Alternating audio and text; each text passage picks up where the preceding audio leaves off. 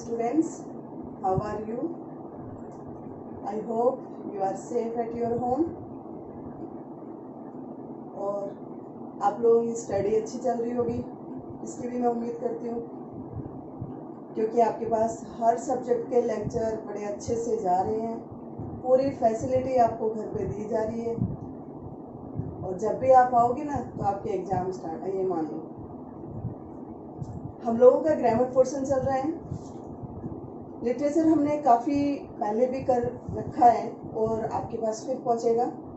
फिलहाल grammar portion में हमारे ग्रामर तो मैं आपको हमेशा बोलती हूँ कि अनलिमिट होती है, तो उसमें जो मेन टॉपिक है हम लोगों का, पहले मैंने आपको पार्ट्स ऑफ स्पीच करवाए और पार्ट्स ऑफ स्पीच के 3-4 पार्ट होने के बाद में 5th पार्ट जो है वो आपका है ये प्रीपोजिशन।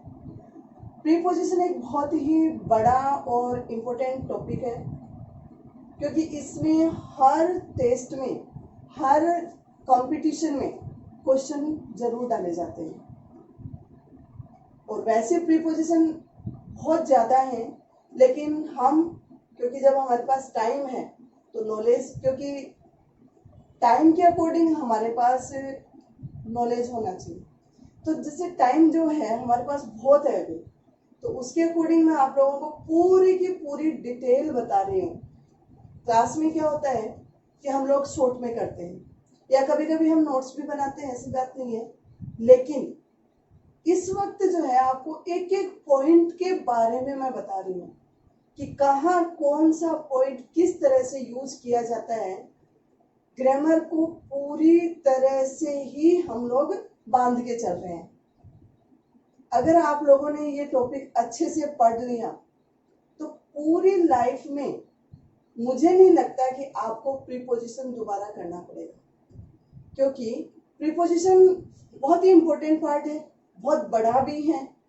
हमारे 6-7 लेक्चर इसी में जाएंगे, मैं आपको ये स्टार्टिंग में ही कह चुकी थी।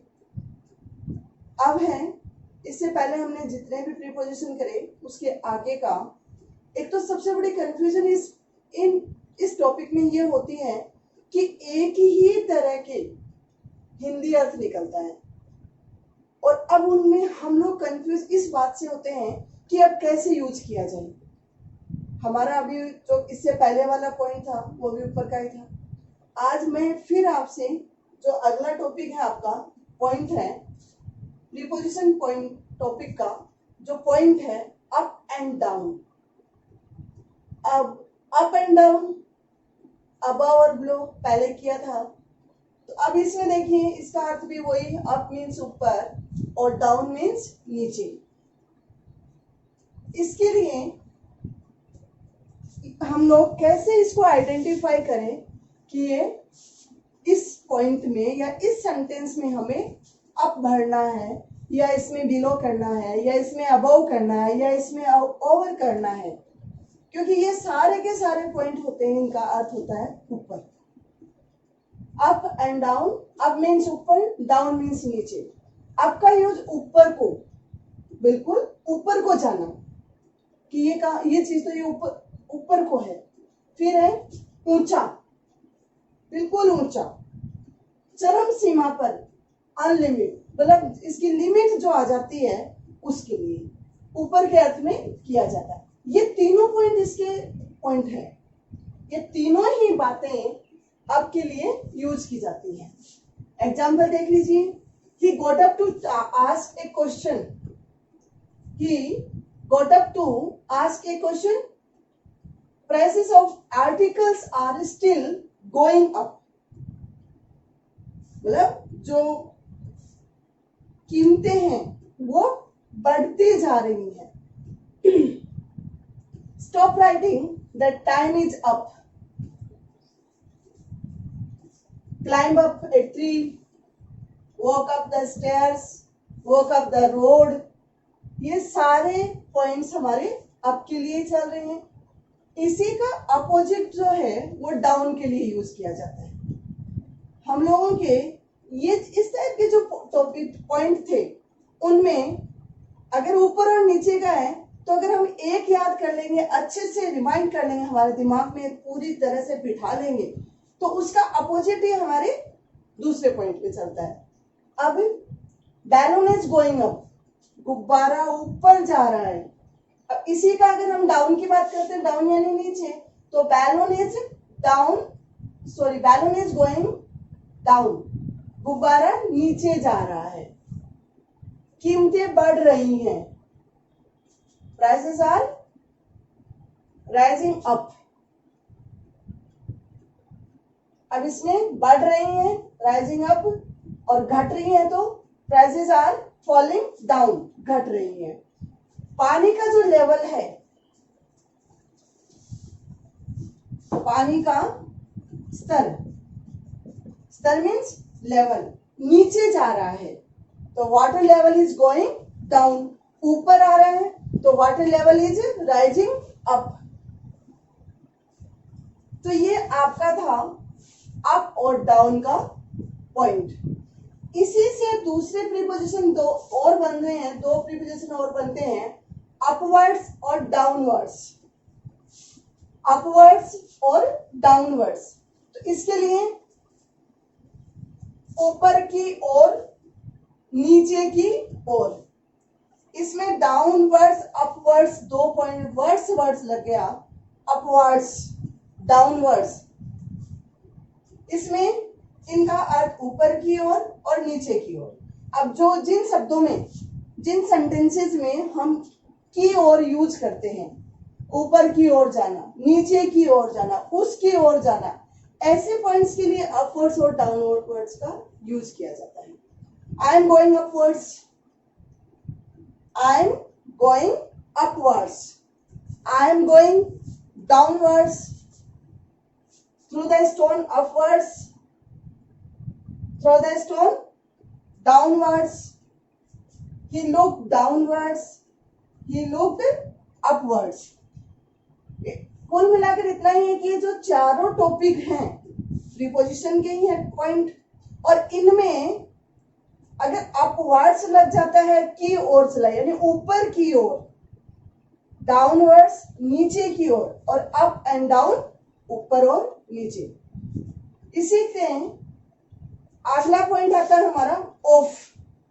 बहुत बड़ा टॉपिक, बहुत ही बड़ा पॉइंट है और इतना कंफ्यूजन वाला है कि हम किसी बीमारी के साथ ऑफ लगाएंगे तो किसी बीमारी के साथ हर वो लगाएंगे, अगर डेथ होती है किसी बीमारी से तो ऑफ लगाएंगे, किन किन बीमारियों से ऑफ लगाएंगे, किन किन बीमारियों में फ्रॉम लगाएंगे, ये पूरा का पूरा मैं आपको पूरी डिटेल बताऊंगी। क्योंकि हम बहुत बार हम लोगों के इस बारे में आर्गुमेंट होता है कि नहीं नहीं इसके साथ तो ऑफ आएगा, कभी नहीं इसमें तो हर आएगा, सॉरी फॉर आएगा, इसमें फ्रॉम आएगा, इसमें विद आएगा। ऐसे पॉइंट्स में हम कंफ्यूज होते हैं। तो हमारे अगला टॉपिक है ऑफ, जिसका अर्थ होता है का, के, की। अब इसमें भी वही वाली बात है कि किसी पॉइंट्स में हम की और का करेंगे, किसी में का, के, की का होगा, किसी में से होगा। इसके लिए आपको अच्छे से, क्योंकि ऑफ जो है बहुत ही इंपॉर्टेंट प्रीपोजिशन है और हमेशा ही हर कंपटीशन एग्जाम में एक दो सेंटेंसेस तो इसके जरूर आते हैं। ऑफ का यूज मैंने आपसे पहले ही बोला था कि अलग अलग कंडीशन में अलग अलग प्रीपोजिशन का यूज किया जाता है। अर्थ तो यही होगा लेकिन प्रीपोजिशन अलग अलग यूज होंगे। कई बार हम सोचते हैं कि बीमारी के लिए तो हमारे को ऑफ का यूज किया जाता है, ऐसा नहीं है। उसके लिए भी मैं आपको अलग पॉइंट बता रही हूँ। ऑफ का यूज से के सेंस में, अगर से के अर्थ में होता है तो वो कोई ना कोई रीजन होता है, रीजन देता है कि इस कारण वो मर गया, वो मलेरिया के कारण मर गया, या वो कैंसर के कारण मर गया, या उसको टीबी के कारण मर गया। ऐसे पॉइंट्स में हम ऑफ का यूज करते हैं। किसी बीमारी के कारण, बीमारी के कारण, के का अर्थ यहाँ आ रहा है ऑफ। तो शी डाइड ऑफ फीवर, बुखार के कारण मर गया। He died of malaria, malaria के कारण। His wife is tired of work, वो बहुत ही ज्यादा काम में इसके बहुत ज्यादा काम से ऊब गई है। अब है यदि किसी पर्सन की डेथ, अब ये ध्यान से देखना, वो तो था बीमारी के काम। यदि किसी पर्सन की डेथ इलनेस, डिजीज, हैंगर या स्टरवेशन, भूख, थ्रस्ट, प्यास, ग्रीफ, दुख, शेम, शर्म के कारण होती है। ध्यान से देख लीजिए इस पॉइंट को, क्योंकि किसी के कारण में ये यूज हो गए हैं। इनके साथ ही इलनेस, बीमारी आ गई है, बीमारी के कारण मर गया, डिजीज, भूख के कारण मर गया, प्यास के कारण, दुख के कारण। जहां से या के कारण का यूज होता है वहां ऑफ प्रीपोजिशन का यूज किया जाता है। एक बार ध्यान से फिर देख लीजिए, ऑफ का यूज से के सेंस में, यानी से के अर्थ में रीजन के सेंस को शो करता है, रीजन के भाव को शो करता है। तो इसके लिए मतलब कहीं भी कोई भी अगर पॉइंट है तो उसका रीजन वहां होता है, उसके लिए ऑफ का यूज किया जाता है। She died of fever, he died of malaria, his wife is tired of work, कि वह काम से उबी। यदि किसी पर्सन की death illness, disease, hanger, thrust, grief या सेम के कारण होती है तो डाई के बाद ऑफ का यूज होता है। ये तो दोनों पॉइंट एक जैसे आ गए, दोनों में ही कारण दिया होता है। अब है थर्ड पॉइंट, इसी का सेकंड पॉइंट। सेकंड पॉइंट में है, पहला है कि से के अर्थ में, इस से का अर्थ ही चल रहा है कि से का अर्थ कहाँ कहाँ क्या क्या यूज हो रहा है। पहले तो था illness, disease, hanger, thrust, same, grief, तो ये कारण थे उसके मरने के, तो यहां तो ऑफ का यूज हो गया। अब दूसरा पॉइंट आता है, यदि किसी पर्सन की डेथ वाउंड, घाव, ओवर ईटिंग, ज्यादा खाने से, ओवर ड्रिंकिंग, ज्यादा पीने से, फूड पॉइजनिंग, अगर इनके कारण होती है। सबसे पहले डेथ किससे होती है? वाउंड, घाव, एक्सीडेंट में जी उसके घाव हो गए, बहुत ज्यादा परेशानी आ गई, तो ऐसे पॉइंट्स में वाउंड, घाव, ओवर ईटिंग, बहुत ज्यादा खाने से, ओवर ड्रिंकिंग, बहुत ज्यादा पीने से, फूड पॉइजनिंग, ये अगर कोई कारण उसमें आता है तो यहाँ ऑफ का यूज नहीं होता है, यहाँ फ्रॉम का यूज किया जाता है। इनमें मरने वालों को illness, disease, hunger, shame, grief, thirst, इन सब के कारण जो थे उसमें क्या यूज होगा? ऑफ।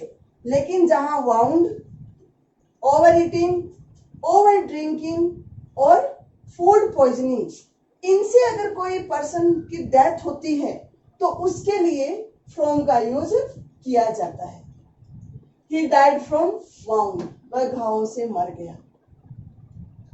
इसी से के अर्थ में थर्ड पॉइंट है, यदि किसी पर्सन की डेथ one's own hand, अपने हाथों से, इट मीन्स सुसाइड, अगर वो अपने हाथों से आत्महत्या करता है, सुसाइड करता है, या वायलेंस, किसी हिंसा के कारण अगर उसकी डेथ होती है तो वहां ऑफ का यूज नहीं होता, ना ही फ्रॉम का यूज होता है, वहां बाय का यूज किया जाता है, वहां बाय का यूज किया जाता है।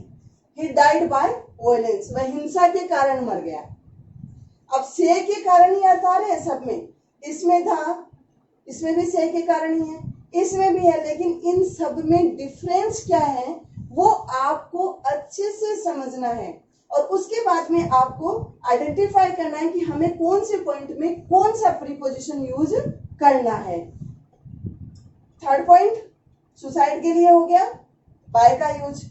फोर्थ पॉइंट आता है इसी का, यदि किसी पर्सन की डेथ नेग्लिजेंट के कारण होती है, लापरवाही के कारण होती है, तो वहां थ्रू प्रीपोजिशन यूज होता है। थ्रू कि लापरवाही कर दी है, उसके कारण वो मर गया है। कोई बहुत ज्यादा बीमार हो रहा है, दवाइयां नहीं लेता है, मेडिसिन नहीं लेता है, हॉस्पिटल नहीं जाता है, डॉक्टर को नहीं दिखाता, ये होती है लापरवाहियां। तो इसके कारण अगर किसी की डेथ होती है तो वहां थ्रो का यूज किया जाता है, ना कि ऑफ का। सबके सब कारण है मरने के ही, लेकिन देखो अलग अलग पॉइंट आपको बताया कि किसके कारण क्या प्रीपोजिशन यूज करना होता है। नेक्स्ट पॉइंट है, इसी का एग्जाम्पल देख लीजिए, his grandfather died through neglect, लापरवाही के कारण मर गए। यदि कोई व्यक्ति अपने देश व अपने विश्वास के लिए मर जाता है, अपने देश के लिए मर जाना या किसी के विश्वास के लिए मर जाना, तो ऐसे पॉइंट्स के डाई के बाद फॉर का यूज होता है। देश के लिए मरना, किसी के विश्वास के लिए मरना, तो ऐसे पॉइंट के लिए फॉर का यूज होता है। He died for his country. He died for his country. She died for her belief. She died for her belief. आपके 5 पॉइंट कंप्लीट हो गए। आई होप समझ में आ रहा होगा।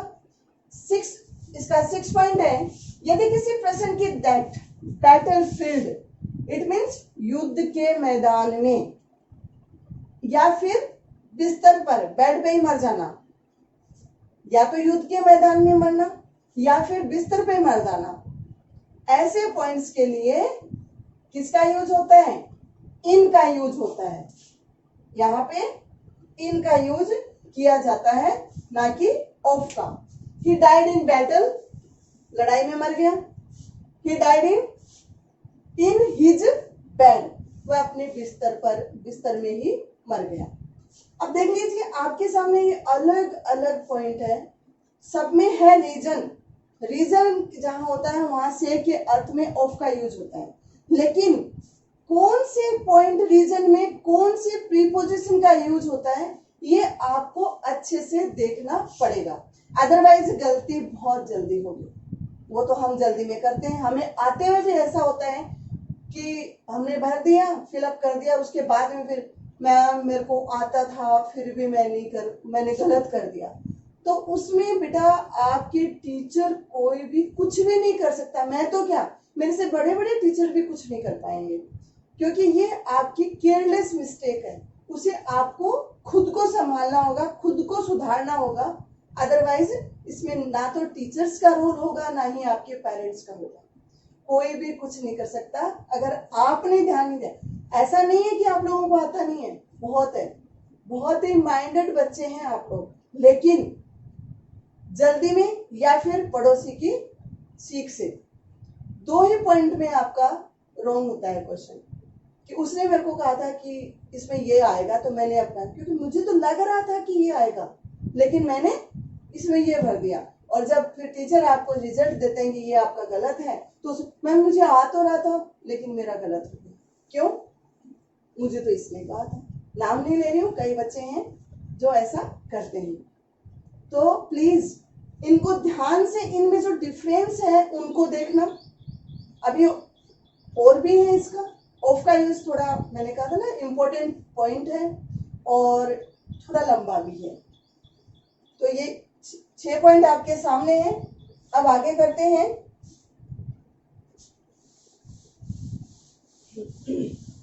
एक है इन हार्नेस। इन हार्नेस का यूज, इन हार्नेस का यूज लॉस्ट मोमेंट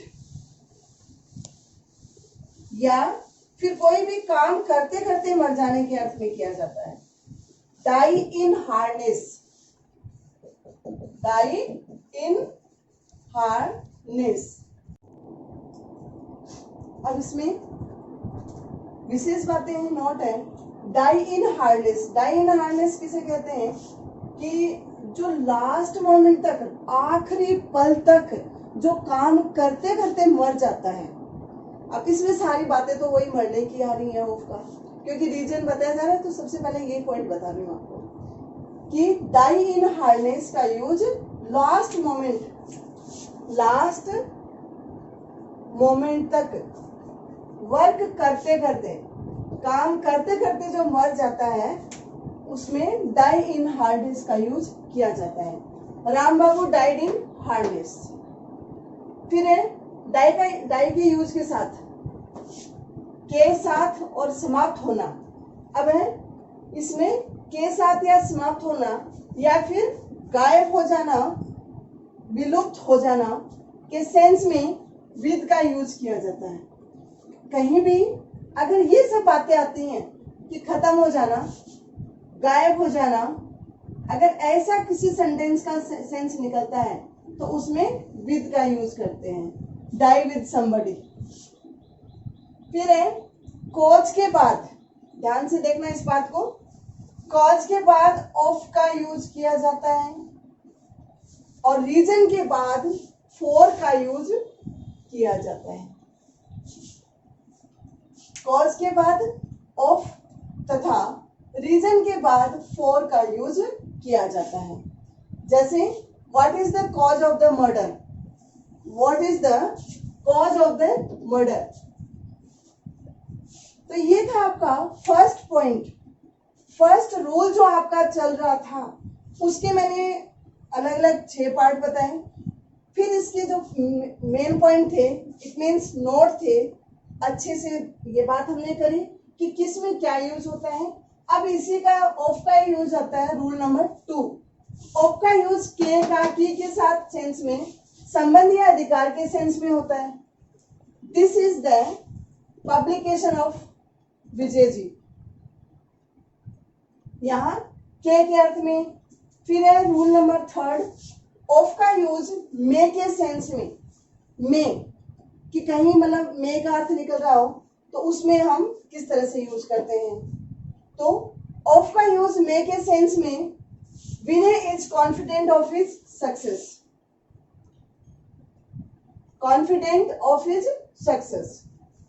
फिर है ऑफ का यूज मे से के सेंस में, पहले आया था के का की के सेंस में, फिर आया है मे के सेंस में, और अब है मे से, इनमें से। इतना सारे फ्रूट रखे, इनमें से मैं तो ये ले रहा हूं। ऐसे पॉइंट्स के लिए भी ऑफ का यूज किया जाता है। तो मे से के सेंस में, I have eaten one of those apples, I have eaten one of those apples. अब इनका ऑफ का यूज अलग अलग पॉइंट में कहाँ कहाँ यूज करते हैं, हम आपसे ये बात कर रहे हैं। फिर है ऑफ का यूज के बारे में, के विषय में, वही अबाउट यू, अबाउट तुम्हारे बारे में बताओ। तो ऐसे पॉइंट्स के लिए ऑफ का यूज किया जाता है। के बारे में, के विषय में, he has heard of that accident.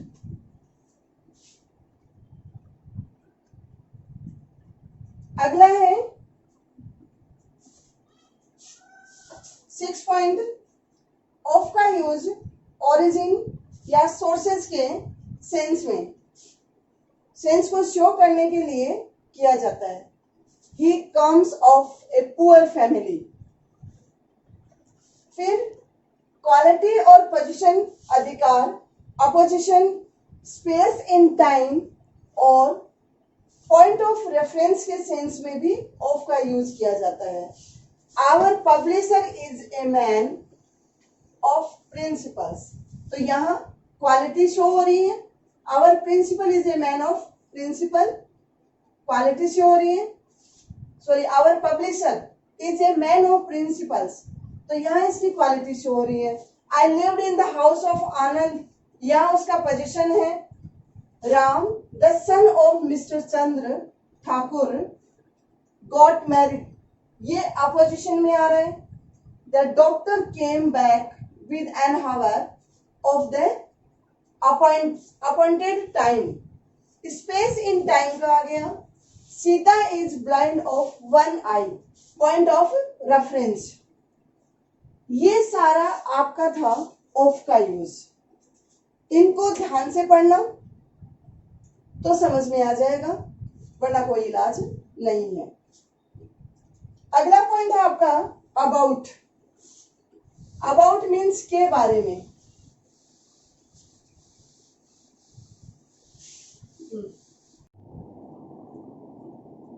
अगला पॉइंट है इसका अबाउट, के बारे में। अबाउट का हिंदी अर्थ निकलता है के बारे में या के संबंध में, कि ये किसके संबंध में है। इस टाइप का जब किसी भी सेंटेंस में कोई सेंस निकलता है तो उसमें अबाउट का यूज किया जाता है. He has doubt about his honesty. He has doubt about his honesty. What do you know about this incident? तो यहाँ के बारे में या के संबंध में जब हिंदी हमारे सेंटेंस का सेंस इनमें निकलता है और एग्जाम्पल है ये, he has doubt about his honesty. What do you know about this incident? कि तुम इस घटना के बारे में क्या जानते हो. अब इसी का दूसरा पॉइंट है, अबाउट का यूज लगभग, प्राय, करीब करीब के सेंस में. जब हमारे सेंटेंस में कि लगभग इतने हैं, प्राय मैं तो ऐसा काम करता हूँ, करीब करीब इतना टाइम हो गया होगा, तो ऐसे पॉइंट्स के लिए भी अबाउट का यूज किया जाता है. It is about 8 o'clock. लगभग 8 बजे हुए. अबाउट का यूज अराउंड के सेंस में यानी चारों तरफ के सेंस में भी होता है. अबाउट का यूज अराउंड के सेंस में, इट मीन्स चारों तरफ के यूज में भी होता है. The books were laying about the office. पापा नो अबाउट मी, के बारे में, मेरे बारे में सब कुछ जानते हैं. पापा नो अबाउट मी, मेरे बारे में जानते हैं. तो ये था आपका अबाउट वाला पोर्शन. अब आपका नया पॉइंट आता है एगो. एगो का अर्थ होता है पहले. छोटे छोटे से पॉइंट है. अब एगो मीन्स पहले. मैं 2 साल पहले यहां था, मैं 2 साल पहले यहां था. ऐसे पॉइंट्स के लिए एगो का यूज किया जाता है. आई वॉज हेयर 2 years एगो. पापा 4 दिन पहले आए थे. पापा हैड कम 4 days एगो.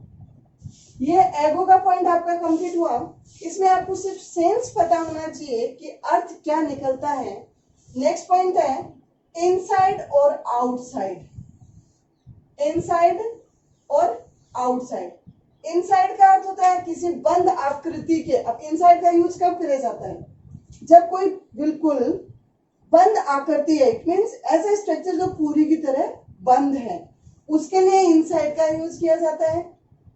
और दूसरा आउटसाइड, किसी बंद आकृति के अंदर वाले पॉइंट के लिए इनसाइड हो गया, और किसी बंद आकृति के बाहर वाले जो पोर्शन है उसके लिए आउटसाइड का यूज किया जाता है. उसने घर के अंदर देखा. He looked inside the house. अब जो घर की आकृति है बंद है चारों तरफ से, घर के अंदर देखा. मैं घर के बाहर था. I was outside the house. वह बाहर खड़ा था. He was standing outside. Computer के अंदर क्या है? अब क्लोज है बिल्कुल स्ट्रक्चर, और उसके अंदर क्या है? तो what is inside the computer? वह स्कूल परिसर के बाहर है. परिसर क्या होता है? बिल्डिंग को कहा जाता है. परिसर जो स्कूल का जो ग्राउंड है, कि जो एरिया उसका है, उसके बाहर था. तो सीज बाहर है, वह स्कूल परिसर के बाहर है. Sees outside school premises. ये था आपका इसी पॉइंट में अबाउट, एगो, इनसाइड और आउटसाइड. अब नेक्स्ट पॉइंट आता है आपका विद इन, विदाउट. के बिना, के अंदर, के साथ. विद इन टाइम ड्यूरेशन के लिए विद इन का यूज किया जाता है. जहां टाइम का यूज किया जाएगा कि मैं 1 घंटे में ये काम कर लूंगा, मैं 2 महीने में पूरा कोर्स कंप्लीट कर लूंगा. तो ऐसे टाइम ड्यूरेशन के लिए जब बात आती है तो विद इन का यूज किया जाता है. और विदाउट का अर्थ होता है के बिना, के अलावा.